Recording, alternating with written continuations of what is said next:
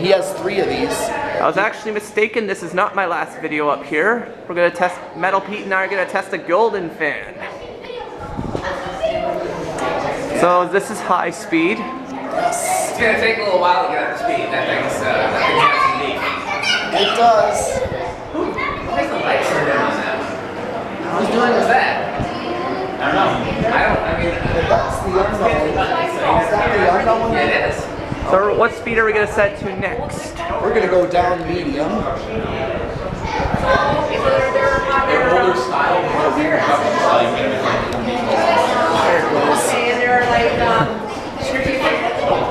So you just made a video with some fans at Habitat recently, Yeah. but there wasn't that much fans for sale. Yeah, there really isn't.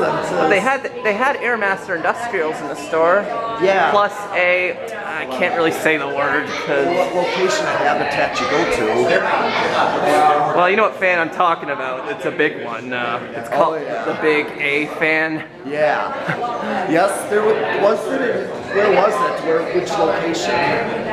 Because I went to the one in Wauwatosa, that's part of Milwaukee, and it's got the same Airmasters you're thinking of. And plus that one at the entryway. That's Right. medium. Oh, it's too low.